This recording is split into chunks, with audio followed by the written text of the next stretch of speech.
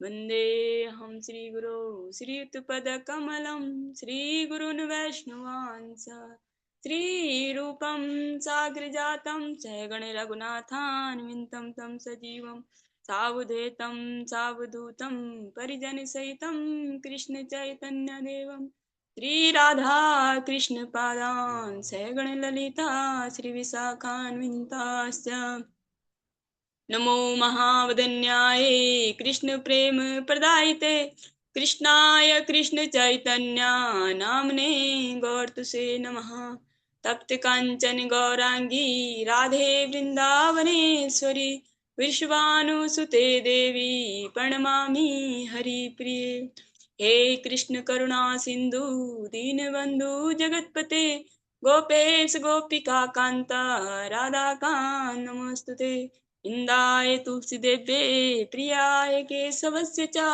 कृष्ण भक्ति प्रदे देवी सत्यवती नमो नमः वाञ्छाकल्पतरुभ्यश्च कृपा सिन्धुभ्येव च पतितानां पावनेभ्यो वैष्णवभ्यो नमो नमः जय श्री कृष्ण चैतन्य प्रभु नित्यानंद श्री अद्वैत गदाधर शिवासदि गौर भक्त वृंद हरे कृष्णा कृष्ण कृष्णा हरे हरे हरे राम राम राम हरे हरे।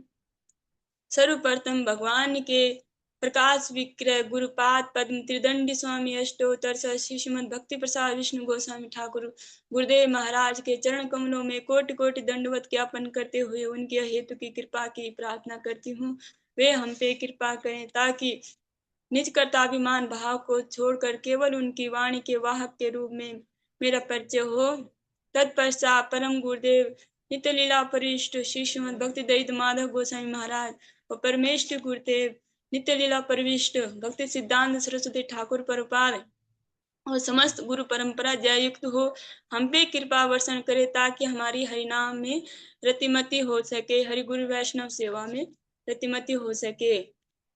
श्रीमन नित्यानंद प्रभु जययुक्त हो, युगावतार गौर हरि जययुक्त हो, वृंदावन बिहारी राधा गोपीनाथ भगवान जययुक्त हो। हम पे कृपा वर्षण करे ताकि हमारी हरि गुरु वैष्णव सेवा हरि नाम में रुचि हो सके। तत्पश्चात मैं अपने शिक्षक गुरुओं को चरणों में दंडवत करती हूँ कि वह हम पे कृपा करें ताकि हमारे गुरु वैष्णव के सानिध्य में हमारा आध्यात्मिक जीवन आगे बढ़ सके। आज की प्रातःकालीन कक्षा को प्रारंभ करते हैं। हम श्रवण कर रहे हैं ग्रंथराज श्रीमद् भागवतम, उसका हम प्रथम श्लोक हम श्रवण कर रहे हैं।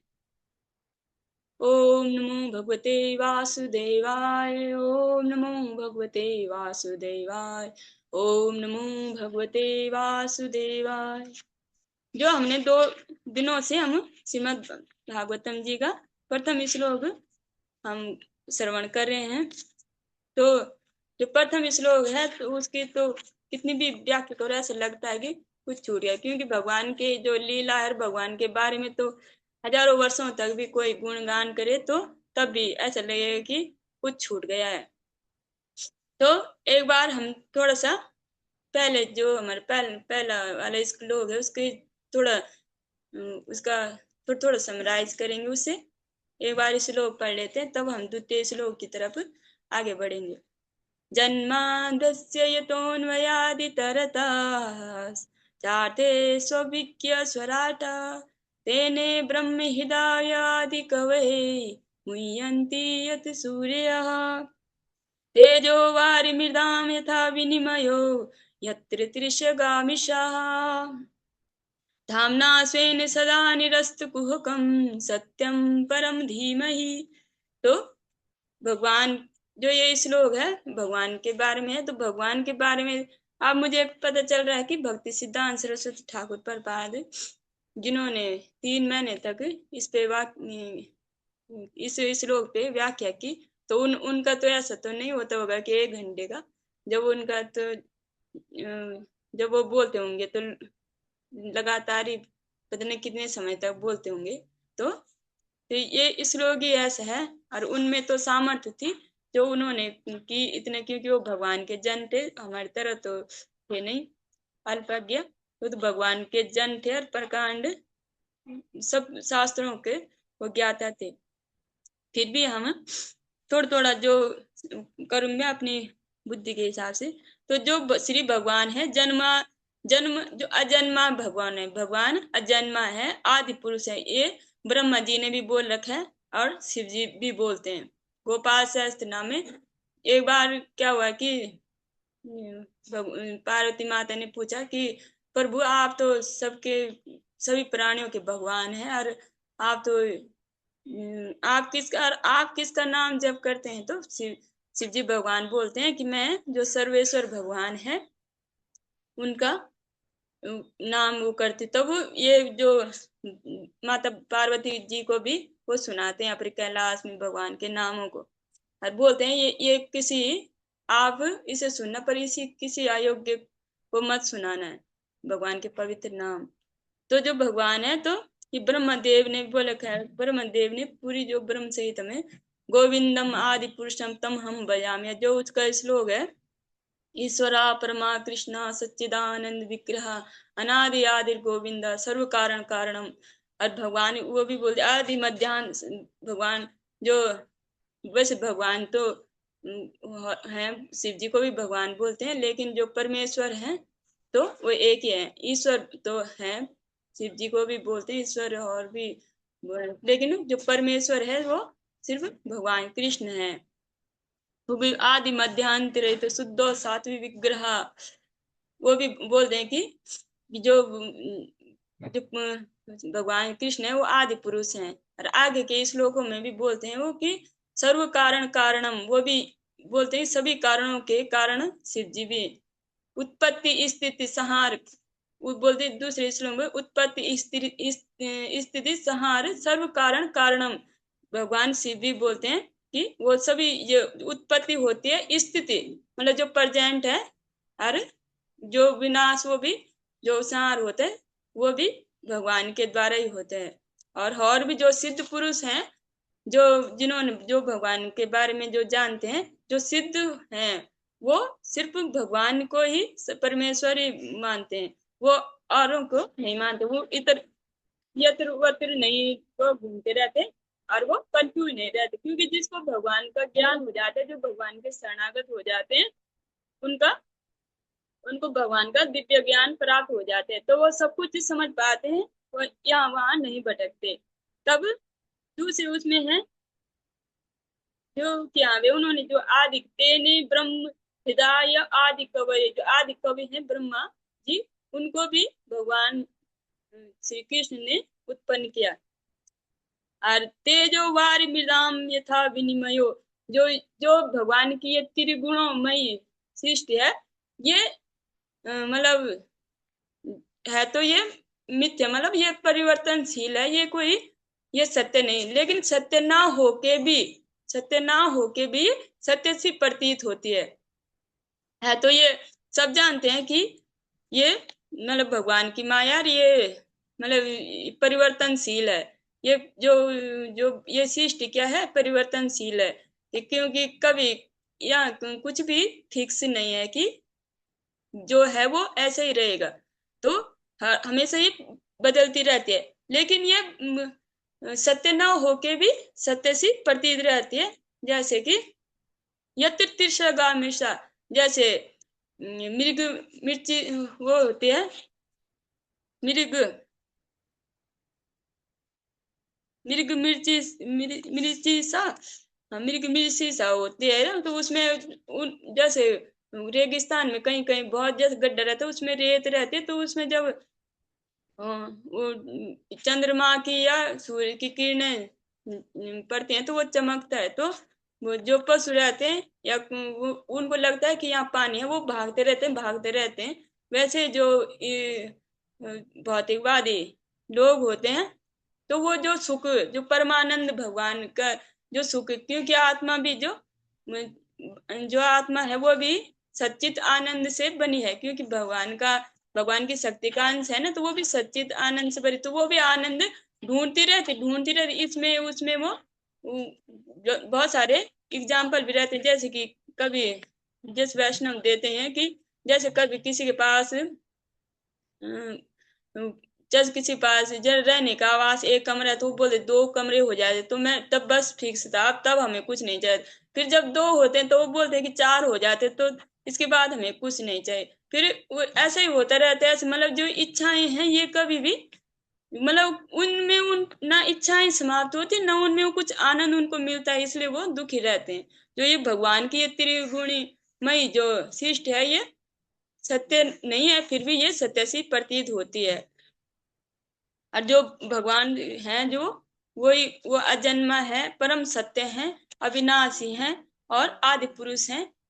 और जैसे भगवान और एक भगवान को हम अच्छी तरह से, तो कोई वैष्णव पूजे या वैष्णव बताते भी कि भगवान कौन है, तो भगवान कौन है?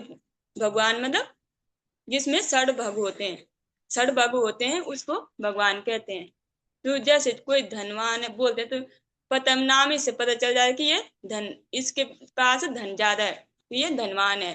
तो जैसे कोई रूपवान है तो पता चल जाता है कि हमें इसमें रूप मतलब ये सुंदर है, तो इसलिए इस रूपवान। तो इसलिए भगवान भगवान उस उनको बोलते हैं जिनके षड भग होते हैं।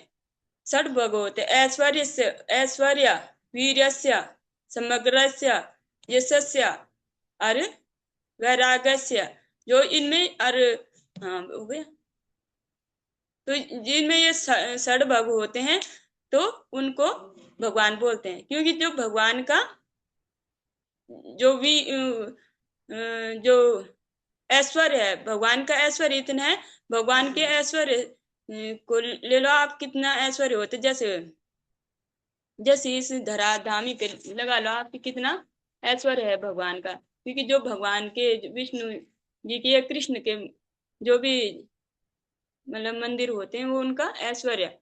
जैसे जगन्नाथ जी हैं, जैसे दक्षिण भारत में है भगवान के मंदिर, तो उससे भी हम लगा सकते हैं कि जो भगवान भगवान है जो पूर्ण है, भगवान के बराबर ऐश्वर्य किसी का नहीं है। और रूपवान भगवान के जैसे रूप माधुरी है, तो भगवान के बराबर भी सुंदर कोई नहीं है।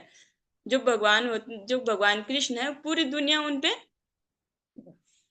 मतलब फिदा बोले हम तो पूरी दुनिया उनपे मंत्र मुग्ध है। वो पूरी दुनिया को आकर्षण करते हैं, क्योंकि जो और देवी देवता हैं वो हमारे भारत में ही पूजे जाते हैं, लेकिन जो कृष्ण है वो विदेशों में भी लोग उन उनकी जो रूप माधुरी है, उनकी जो गुण माधुरी है उस पे फिदा है और उनको अपना जीवन दे रखे। तो भगवान का यहाँ पे भी मतलब हम समझ सकते हैं कि भगवान के बराबर सुंदर कोई नहीं है। और अब आते हैं यश, जो भगवान का यश है वो उतना यश भी किसी के पास नहीं है। अब जैसे हाँ यश, अब वीर्यस्य, वीर्य से मतलब भगवान भगवान के बराबर जो बलवान भी वो भी कोई नहीं है, जिन्होंने 6 दिन की उम्र में पूतना जैसी राक्षसी को जो इतनी भयंकर थी दिखने दिखने में, तो उसको भी 6 दिन की मात्र 6 दिन में उसको मार दिया था। और जब वो 7 वर्ष के थे तब 7 दिन तक उन्होंने गोवर्धन पर्वत को अपनी छोटी सी उंगली पे, छोटी वाली उंगली पे धारण किया था। तो कोई ऐसा कर नहीं सकता, ना किसी ने किया है। तो भगवान के जो बराबर बलवान भी कोई नहीं है। अब आते हैं ऐश्वर्य हो गया, बलवान हो गया और वीर वीर हाँ वीरवान, वीर्य से मतलब भगवान का जो कुटुंब है इतना भी किसी का नहीं है। उनकी 16,108 पटराने हैं, उनके सबके 11-11 बच्चे, तो कितना उनका कुटुंब होगा ये आप कैलकुलेशन कर सकते हैं। तो भगवान के बराबर इतना कुटुंब भी किसी का नहीं है। और अब आ गया वैराग्य, सबसे लास्ट में वैराग्य। तो वैराग्य जो वैराग्य है, तो भगवान इतना बड़ा कुटुंब होते हुए भी भगवान वैराग्य रहते हैं।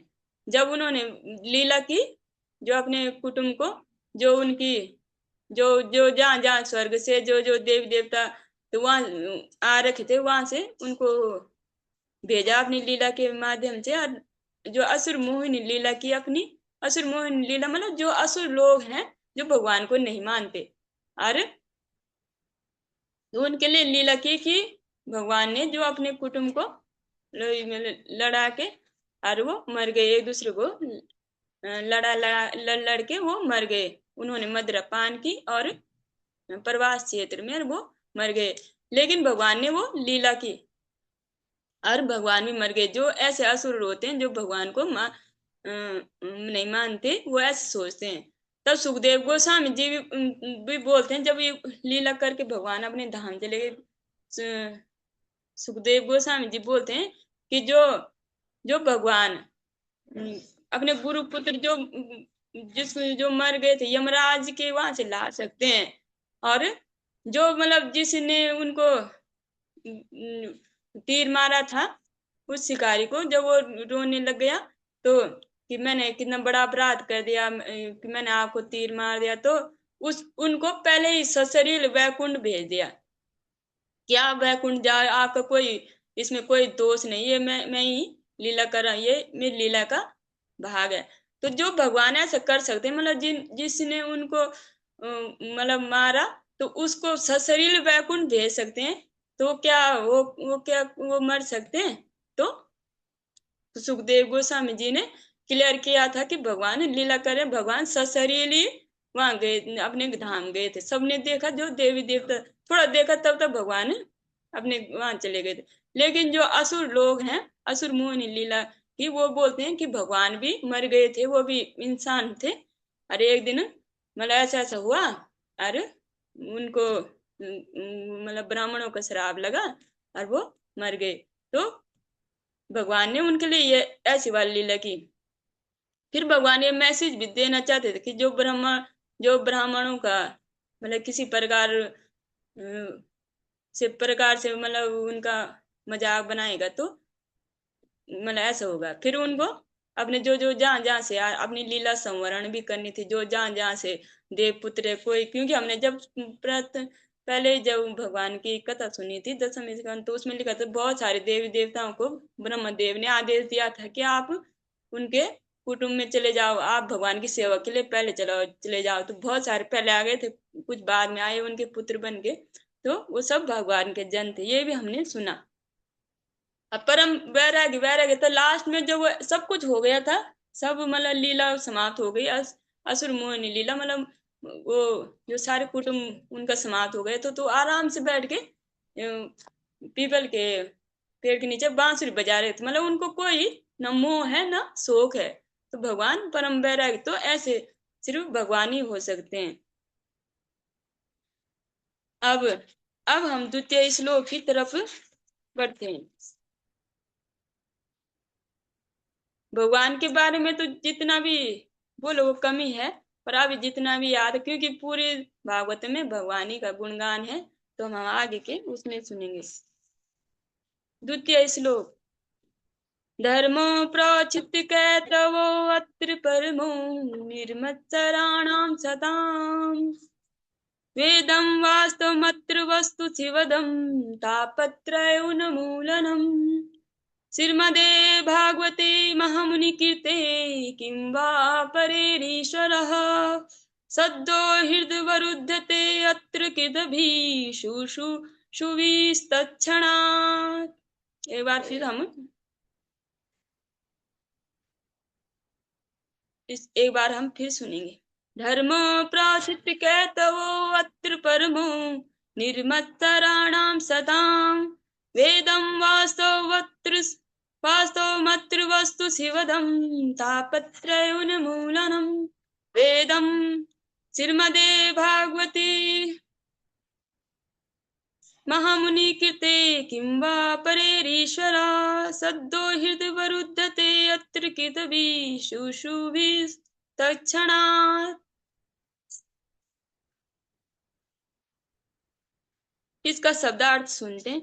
यह श्रीमद् भागवत पुराण भौतिक कारणों से प्रेरित होने वाले समस्त धार्मिक कृत्यों को पूर्ण रूप से बहिष्कृत करती है, सर्वोच्च सत्य का प्रतिपादन करता है, जो पूर्ण रूप से शुद्ध हृदय वाले भक्तों के लिए बोध्य गम्य है।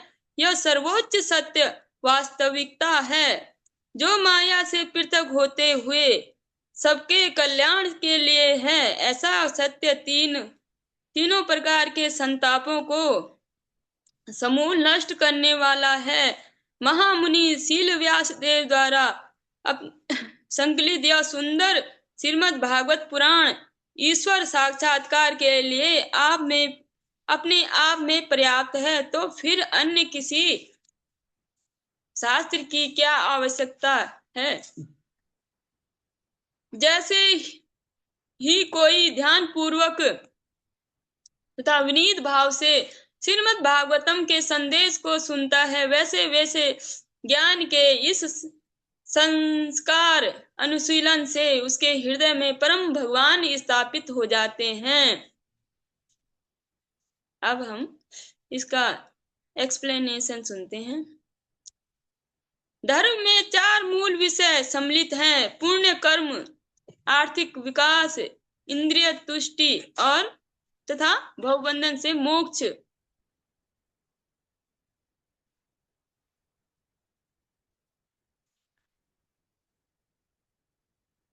जो अधार्मिक जीवन असभ्य अवस्था वस्तुतः मानव जीवन का समारंभ धर्म के सूत्रपात से होता है। आहार, निद्रा, भय, मैथुन ये पशु जीवन के 4 नियम लक्षण हैं। ये चारों पशुओं तथा मनुष्यों में समान रूप से पाए जाते हैं, किंतु मनुष्यों में एक अतिरिक्त कार्य धर्म होता है। धर्म के बिना मनुष्य जीवन पशु जीवन से ज्यादा अच्छा नहीं। अतः प्रत्येक मानव समाज धर्म का कोई न कोई रूप पाया जाता है, जिसका उद्देश्य आत्म साक्षात्कार है और जो ईश्वर के साथ मनुष्य के शाश्वत संबंध को बताने वाला है। तो जो ये धर्मो प्रोचित कैचवो, तो जो इस भागवतम जी में जो कपट धर्मों का कोई भी संकलन नहीं है। कपट धर्म मतलब जैसे कर्म कांड हो गए, या कुछ भी ऐसा नहीं है कि जो मतलब इंद्रिय तुष्ट और इसके लिए हो। तो जो भगवत गीता में, अब हम थोड़ा भगवत गीता की तरफ करते हैं, जो क्योंकि भगवत गीता में भी भगवान ने जो कर्म है उसके लिए कहीं पे नहीं बोले कि कर्म करो। जैसे भौतिकतावादी लोग बस कर्म करे, क्योंकि भगवान ने भी बोला है भगवत गीता में कि कर्म करो। लेकिन भगवान ने कहीं पे भी कर्म करने के लिए नहीं बोल रखे। भगवान ने कैसे कर्म, क्योंकि पहले हम कर्मों को जान लेते हैं, कर्म होते क्या है। तो कर्म होते हैं, जैसे कर्म 3 प्रकार के होते हैं, जैसे सकाम कर्म और अकर्म और कुकर्म। ये 3 प्रकार के, मतलब जैसे हम ऐसे साधारण उसमें जान लेते, जैसे मैं जाता हूँ कोई कर्म नहीं है, ये जाता हूँ तो ये तो क्रिया है। लेकिन मैं कुछ ही काम के लिए वहां जाता हूँ तो ये सकाम कर्म हो गया। अरे कुकर्म मतलब कुकर्म सभी जानते हैं, जो नहीं करने चाहिए वो कुकर्म है।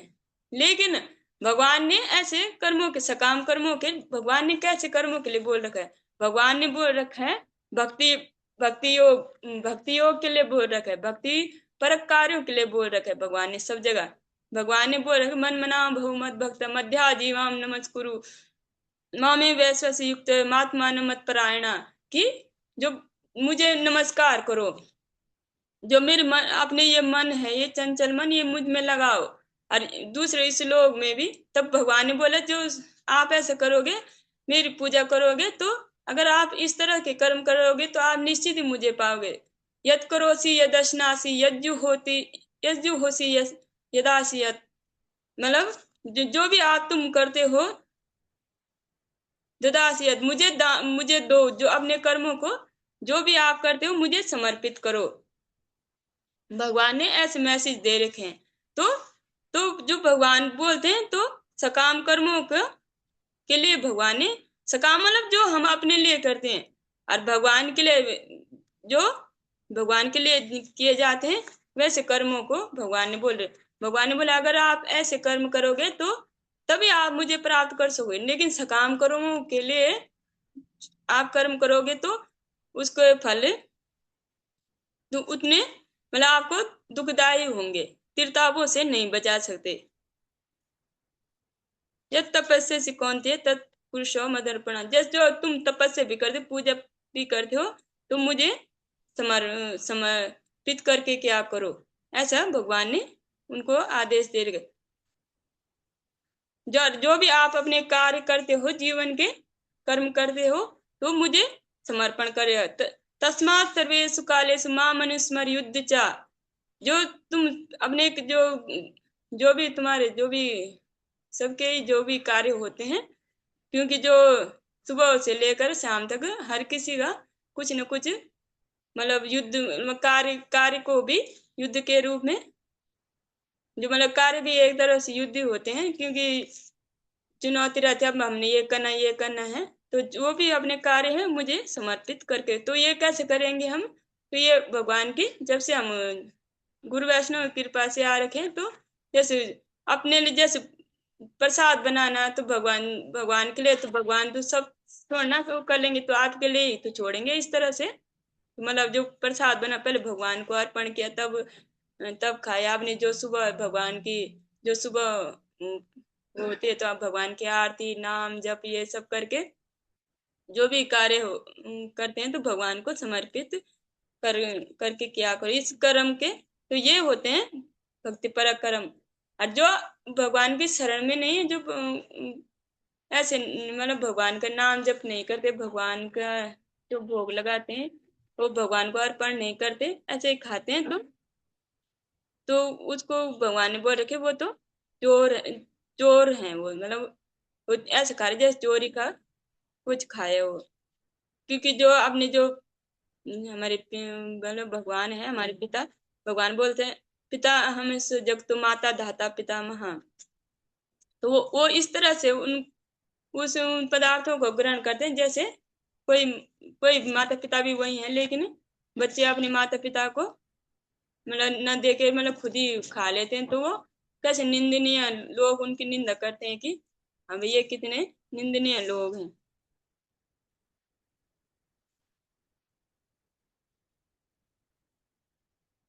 तो सकाम कर्मों, तो जो ये सकाम कर्मों का कर्म है जो भक्तिपरत नहीं है, तो उनका जो इनका इसमें कहीं भी वर्णन नहीं है। क्योंकि आहा निद्रा भय मैथुन जो है, ये तो पशु भी करते हैं, लेकिन जो इंसान होते हैं, जो मनुष्य होते हैं, तो वो उनका और भी कार्य होता है कि धर्म, तो भगवान जो मनुष्यों का एकमात्र धर्म है जो भगवान की सेवा। जो श्री जैव धर्म में भक्ति विनोद ठाकुर बोलते हैं, जीवेर स्वरूप है कृष्णेर नित्यदास। जो जीव का स्वरूप है, जो जीव का नित्य कर्म है, वो है भगवान की सेवा, भगवान के नामों का जप करना। और और और सेवा और जो कार्य हैं उनके बाद उन भगवान को समर्पित करके वो कार्य किए जाने चाहिए।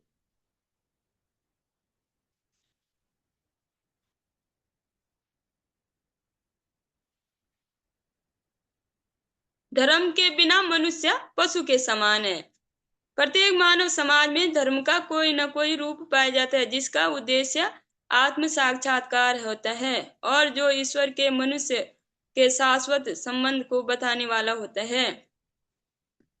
जो हमारा संबंध है भगवान से, कि हम भगवान के दास हैं, हम भगवान के, लोग बोलते हैं कि हम में भी भगवान है, हम भगवान के रूप हैं, हम भगवान के रूप नहीं, हम भगवान की शक्ति के अंश हैं।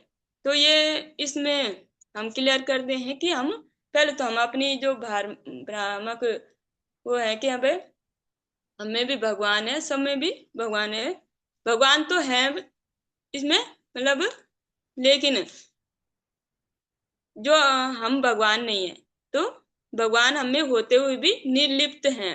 मतलब वो हमको एक जैसे हम जैसे एक पेड़ पे दो पक्षी बैठ रखे हैं, तो भगवान दृष्टा है, और हम भोग करते हैं, कर्मों का भोग करके जो हमारे जो उसका भोग करते हैं, और कर्मों का फल भी भोगते हैं, भोग करते हैं फल भी भोग, लेकिन भगवान दृष्टा के रूप में सब में विद्यमान होते हैं। लेकिन हम भगवान के रूप रूप नहीं है, उनकी शक्ति के अंश हैं, ये भी हम क्लियर करते हैं।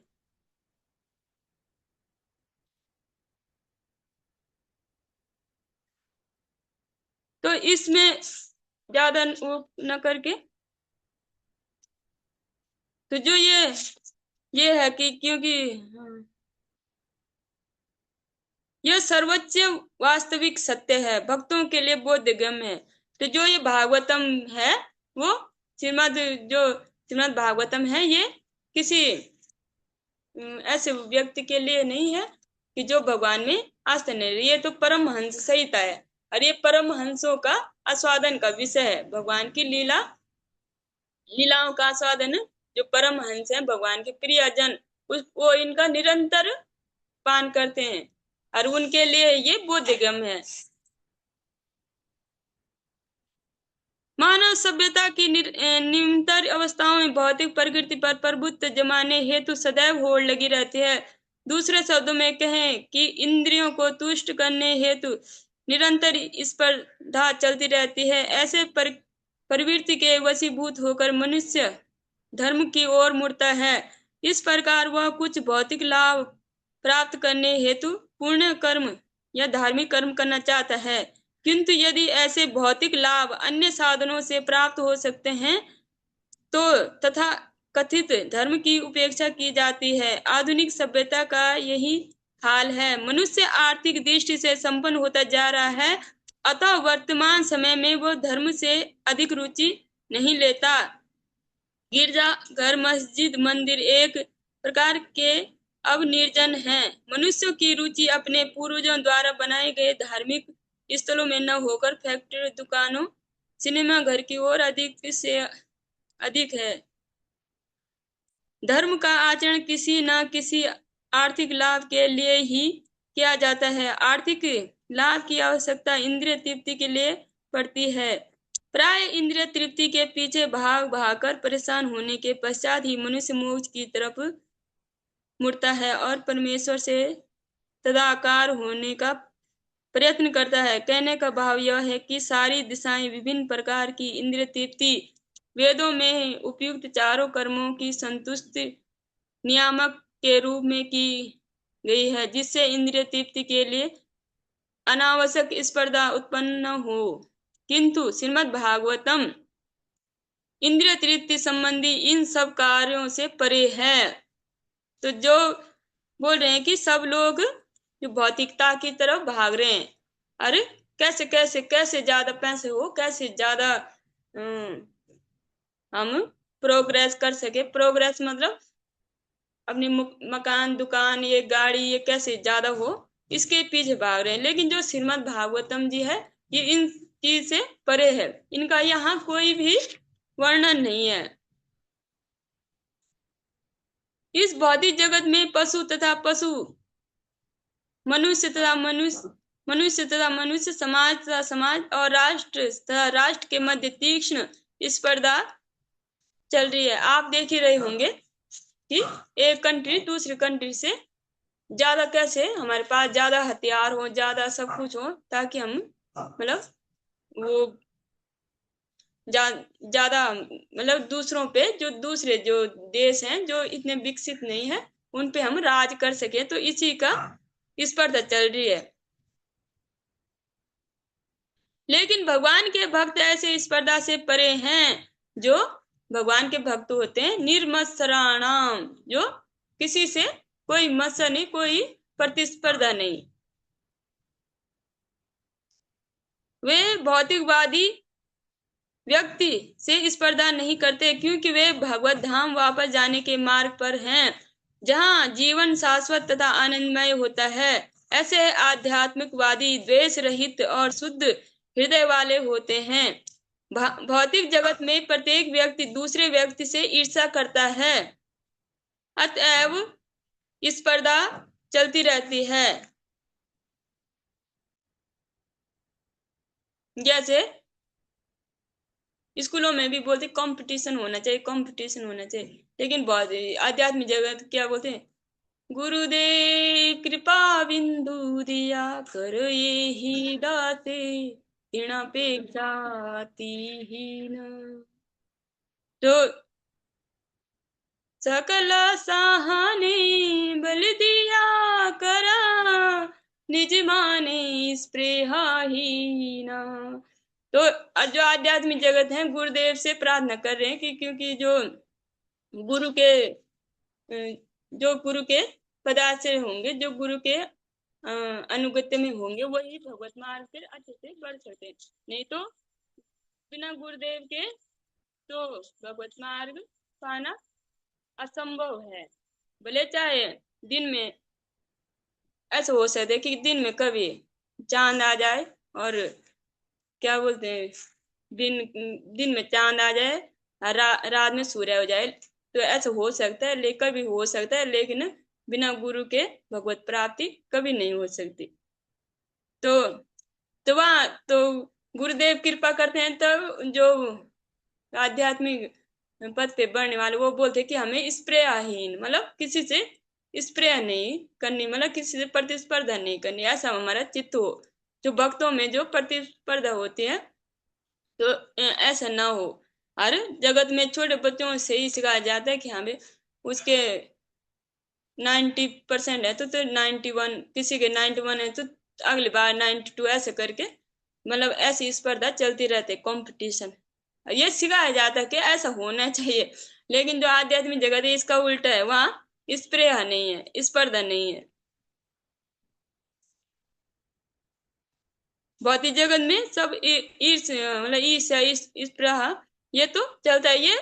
ये ऐसे लगता है कि होना ही होना है, लेकिन मतलब जरूरी नहीं है, लेकिन लोग इसको एक ट्रेंड बना देते हैं कि ये होना चाहिए। हाँ, उसके पास है तो हमारे पास इससे ज्यादा होना चाहिए, तभी हम सेठ कहलाएंगे, नहीं तो हम गरीब कहलाएंगे। यह सी स्पर्धा कंपटीशन है। लेकिन जो आध्यात्मिक जगत है निर्मत्सराणाम, तो जो भगवान के जो प्रियजन है, जो आध्यात्मिक गुरु कृपा से आध्यात्मिक पथ पे अग्रसर है, तो उनके हृदय निर्मत्सराणाम, मत्सर नहीं उनके हृदय में। लेकिन श्री भगवान के दिव्य भक्त न केवल भौतिक ईर्ष्या द्वेष से रहित होते हैं, अपितु सब कल्याण चाहते हैं, और वे ईश्वर को केंद्र मानकर एक स्पृहा रहित समाज स्थापित करने का प्रयास करते हैं। स्पृहा रहित समाज की वर्तमान समाजवादी विचारधारा कृत्रिम है, क्योंकि उसमें तानाशाह के पद के लिए स्पर्धा चलती रहती है। वेदों की दृष्टि से या सामान्य जन के क्रियाकलाप की दृष्टि से इंद्रिय तृप्ति ही भौतिक जीवन का मूलाधार है। वेदों में 3 मार्ग बताए गए हैं। पहला, श्रेष्ठतर लोगों की प्राप्ति के उद्देश्य से सकाम कर्मों का करना। दूसरा, देवलोक जाने हेतु विभिन्न देवताओं की पूजा करना। तीसरा, परम सत्य तथा निर्विकार पक्ष का साक्षात्कार करके उससे तदाकार होना। किंतु परम सत्य का निराकार पक्ष ही सर्वोत्कृष्ट नहीं, इससे भी बढ़कर परमात्मा रूप है और इससे भी श्रेष्ठ है। परम सत्य या श्री भगवान का साक्षात्कार रूप है। श्रीमद् भागवतम परम सत्य के साकार स्वरूप के विषय में जानकारी प्रदान करता है। यह समस्त निर्विशेषवादी साहित्य तथा वेदों के ज्ञान कांड विभाग से श्रेष्ठ है। यह कर्म कांड विभाग तथा उपासना कांड विभाग से भी उच्चतर है, क्योंकि यह पूर्ण पुरुषोत्तम भगवान कृष्ण की पूजा का निर्देश करता है। कर्म कांड में और अधिक इंद्रिय तृप्ति के लिए स्वर्ग जाने की स्पर्धा चलती है। इसी प्रकार ज्ञान कांड तथा उपासना कांड में भी स्पर्धा चलती है। श्रीमद् भागवतम इन सबसे श्रेष्ठ है। जो ये कर्म कांड है और ये उपासना मार्ग है, इससे भी भगवान का जो भक्ति पथ है वो सर्वश्रेष्ठ है, क्योंकि इसका लक्ष्य परम सत्य है, जो इन समस्त विभागों का मूल है। श्रीमद् भागवतम से मूल तत्व तथा श्रेणियां दोनों जाने जा सकते हैं। यह मूल तत्व परम सत्य परमेश्वर है और अन्य सभी प्राकट्य शक्ति से सापेक्ष रूप है। मूल तत्व से अलग कुछ नहीं, किंतु साथ ही संपूर्ण शक्तियां मूल तत्व से पृथक हैं। यह विचार धारा विरोध मूलक नहीं। श्री श्रीमद् भागवतम वेदांत सूत्र के एक साथ एक तथा भिन्न होने से भेदाभेद दर्शन को स्पष्ट रूप से घोषित करता है, जो जन्मांधस्य सूत्र से प्रारंभ होता है।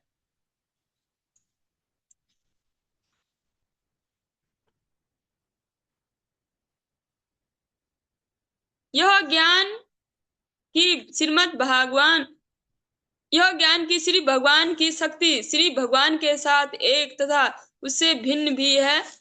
उन मनोधर्मियों पर करारी चपत है जो इस शक्ति को परम पूर्ण के रूप में स्थापित करना चाहते हैं। जब यह ज्ञान वास्तविक रूप से समझ में आ जाता है तो द्वैतवाद की धारणा अपूर्ण लगती है। भेदाभेद दर्शन पर आधारित इस दिव्य चेतना का विकास हो जाने से तीनों प्रकार के कष्टों से तुरंत ही मुक्ति प्राप्त हो जाती है। ये तीन प्रकार के कष्ट हैं: मन तथा शरीर से उत्पन्न, अन्य जीवों द्वारा पहुंचाए गए तथा प्राकृतिक विपदाओं से उत्पन्न दुख, जिन पर किसी का वश नहीं होता।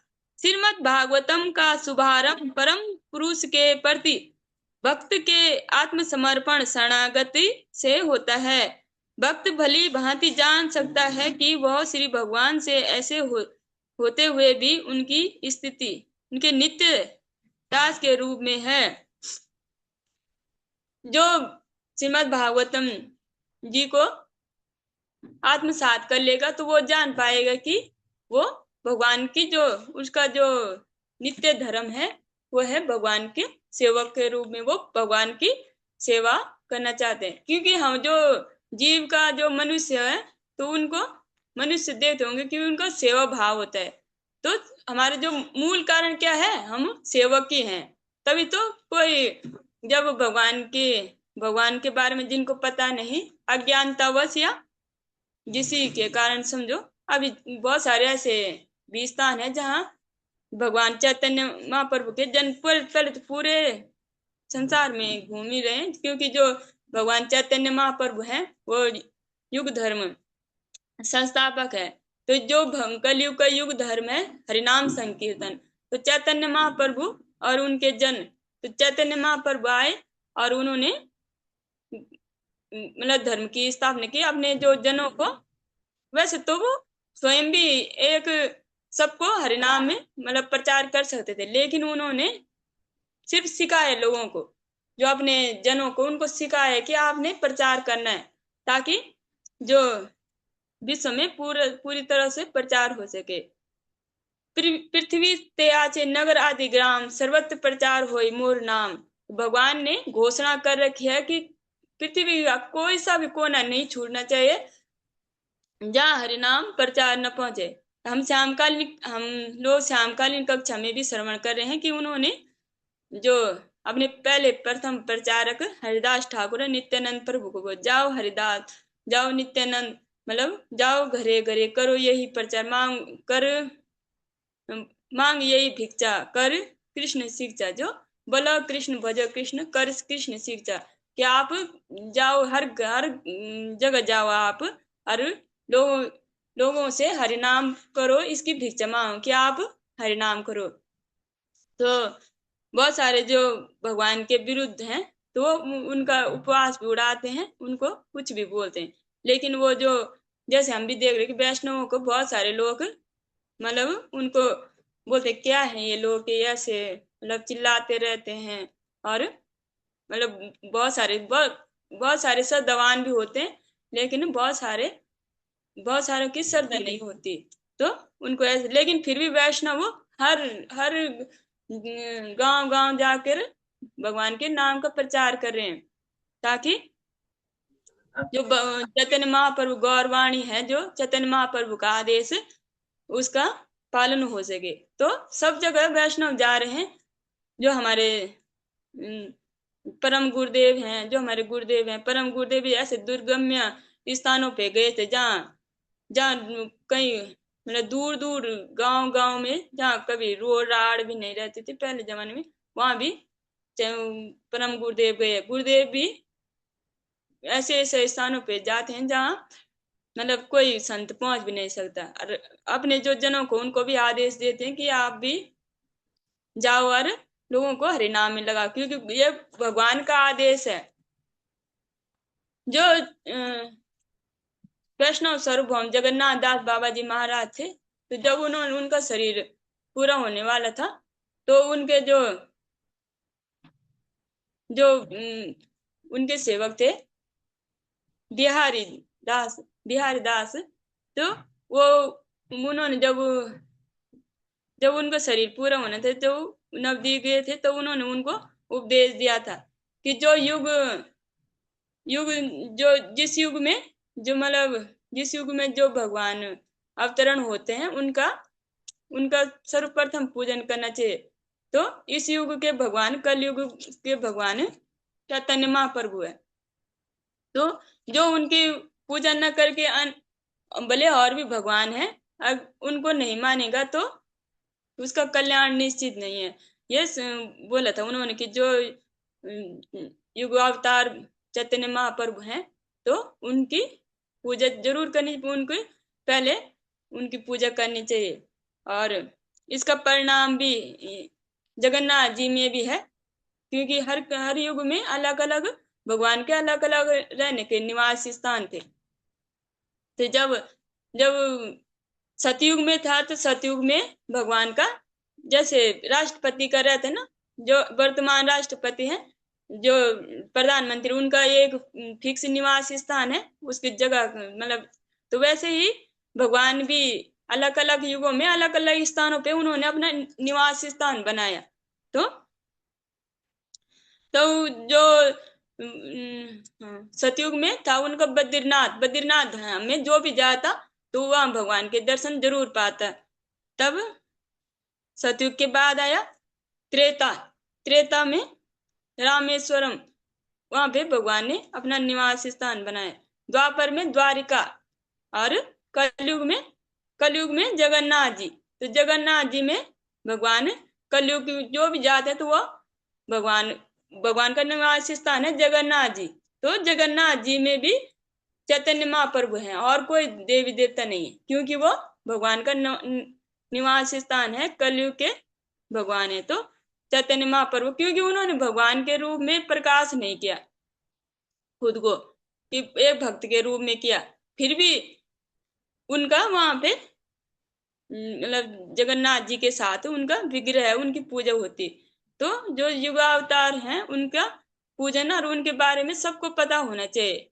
तो जो हरिनाम संकीर्तन है, तो युग धर्म, तो उसी का जो भगवान के जन उसी का जो प्रचार करें, क्योंकि ये भगवान का आदेश है। भगवान का आदेश सबको मानना ही पड़ता है। अगर अगर जो वर्तमान प्रधानमंत्री है, अगर उनका कोई आदेश होगा, जैसे उन्होंने नोटबंदी कर दी, तो सबको मानना ही पड़ा कि हाँ भाई करना ही है, चाहे किसी ने जो उनके पास स्टोर कर रखे, चाहे उन्होंने उनका कुछ भी किया, किसी ने नदी में बलाए, किसी ने जलाए, क्योंकि अगर बैंक में जमा करते तो टैक्स पड़ता, तो जाए मानना पड़ा ना। जो जो उस समय के जो प्रधानमंत्री थे नरेंद्र मोदी, उनका कहना मानना पड़ा।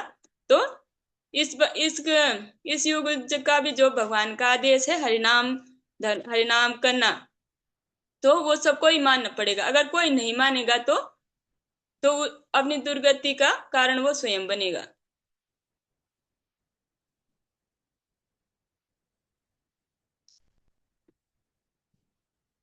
श्रीमद् भागवतम का शुभारंभ परम पुरुष के प्रति भक्त के आत्मसमर्पण शरणागति से होता है। भक्त भली भांति जान सकता है कि वह श्री भगवान से एक होते हुए भी उसकी स्थिति नित्य दास है।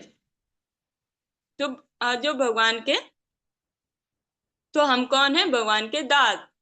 तो अभी हम इतना ही बोलेंगे। जो अगर भावना माता जी होंगी क्लास में, तो उनके जो कल प्रश्न पूछा था उसका मतलब मेरे पास आंसर आ गया है, तो वो अगर कक्षा में होंगी तो उनको मैं वो उसका मतलब उत्तर दे दूंगी।